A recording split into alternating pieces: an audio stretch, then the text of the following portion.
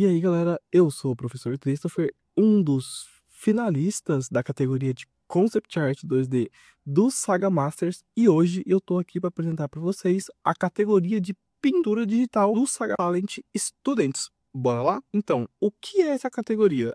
Basicamente, galera, é criar uma obra autoral usando técnicas de pintura digital, desenho, texturas, perspectiva e tudo isso que envolve, né, o mundo da pintura digital. E a ideia é mostrar o estilo, a criatividade e a originalidade da sua arte, beleza? Aqui eu quero trazer para vocês algumas regras para vocês entenderem como que isso vai funcionar. A primeira delas é que a criação desse projeto tem que ser 100% autoral, então nada de copiar o trabalho de outra pessoa. O segundo ponto, galera, é que o envio dessa arte vai ser ou em JPEG, né, ou em PNG. A terceira é que a entrega final vai ser uma obra por autor dentro dessa categoria. E último, né, mais ou menos importante, é sempre bom relembrar que nada de conteúdo ofensivo, discriminatório, plágio, né, e assim, nada de usar inteligência artificial para qualquer coisa que você estiver fazendo para o Saga Talent Students. Outros pontos importantes, galera, que eu quero trazer para vocês é sobre a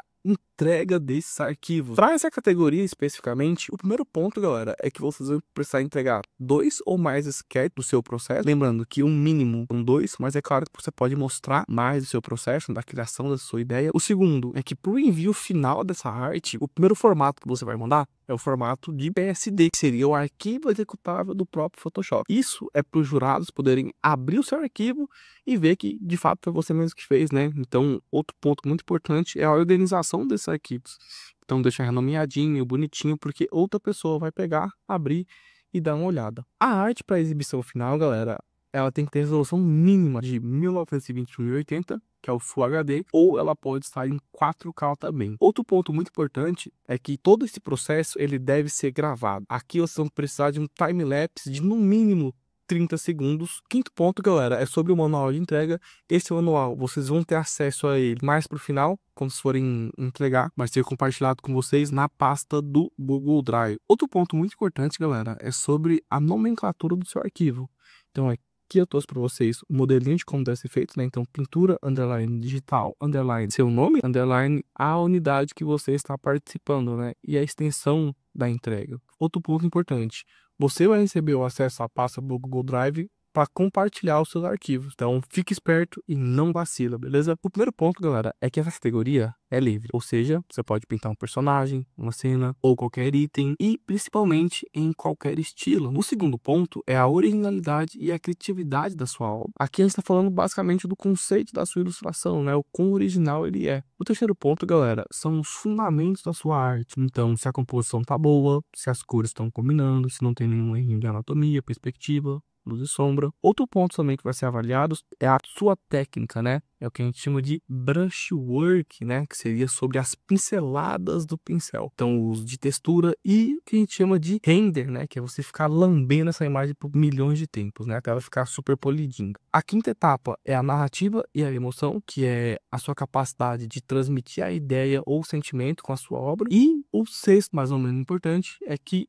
esse projeto tem que ser inédito, né? Ou seja, não pode ter sido publicado nada da criação. Isso aqui é muito importante porque é sobre pena de eliminação. Então fica ligeiro. Aqui agora, galera, eu quero mostrar para vocês algumas restrições que são de fundamental importância, tá? E a principal delas, não utilizar em nenhuma das etapas da criação. Ah, professor, mas eu usei IA para escrever o briefing. Não faça isso. Ah, professor, eu quero dar um upscale na imagem para ela ficar com 4K. Não faça isso. Você vai ser desclassificado. Em hipótese alguma, pense em usar IA em qualquer uma das etapas que você esteja. Outro ponto importante, galera, é sobre as suas referências, né? Até porque a sua referência ela vai servir tanto para inspirar você a fazer uma coisa nova, né? Quanto a te dar, né, um novo rumo para você começar a pensar na sua ideia, né? Aqui eu trouxe alguns artistas que me inspiram para inspirar vocês a terem essas suas referências separadinhas, né? Então aqui eu tenho um trabalho do Mike Azevedo, seguido do Guilherme Freitas, né? Ele tem um renderzinho realista, mas bem cartoonizado, né? Eu gosto muito do trabalho do Gui. E por último, mais ou menos importante, a Caroline Gariba, né? Você pode perceber que o trabalho dela tem uma luz e sombra muito bem fundamentada, né? Ela trabalha assim para grandes empresas, né? Como vocês podem ver que são cartas para o Hearthstone, né? Então tudo muito bem fundamentadinho, né? Então as cores que ela usa também são muito incríveis, né? E aí, galera, eu quero trazer para vocês algumas dicas, né, para sua produção. A primeira, galera, é que muitas vezes, muitas ideias surgem do nada, né? E aí, se você não começar a ter o hábito de anotar essas ideias, é muito comum que você esqueça, né? E aí, para anotação, galera, eu não tô falando de anotação muito complexa ou de um blocão de texto, né? Às vezes, uma palavrinha que te faz lembrar daquilo que você estava pensando no momento que você escreveu já vai servir para muita coisa, beleza? Porque vai ser o pontapé inicial da sua ideia, por exemplo, né? Outro ponto importante é fazer vários sketches aquilo que você estava pensando, né? Porque o sketch ele tem um caráter muito importante na criação de uma ilustração, de um concept, né? Porque ele é basicamente a ideia inicial. E aí, o mais importante é que esse sketch ele vai servir como base para basicamente tudo que você fizer. E aí a segunda dica que vai entrar justamente nos sketches é fazer testes e mais testes, né? Porque numa produção, galera, geralmente a gente nunca entrega o primeiro sketch que você fez. Isso é quase que via de regra para nossa área, né? A gente sempre faz 3, 4, 5, porque é basicamente você pegar a sua ideia e pensar em novas coisas em cima da ideia que você pensou, né? Então isso ajuda a lapidar a sua ideia e você ir para distintos caminhos, né? E por último, mas não menos importante, é não deixar de fazer mentorias, né? Quando a gente troca ideia com outra pessoa, a criatividade flui muito mais. Sem contar que a mentoria, ela serve justamente para alinhar aquilo que você está pensando junto com a experiência, né, que a outra pessoa tem. Então, um direcionamento de caminho muito, muito importante. E por último, galera, eu quero mostrar para vocês como vai funcionar o calendário. As datas de inscrição vão até dia 20/9. O período das mentorias começam do dia 6/10 e vão até o dia 7/11. E a entrega final disso tudo é dia 10/11, beleza?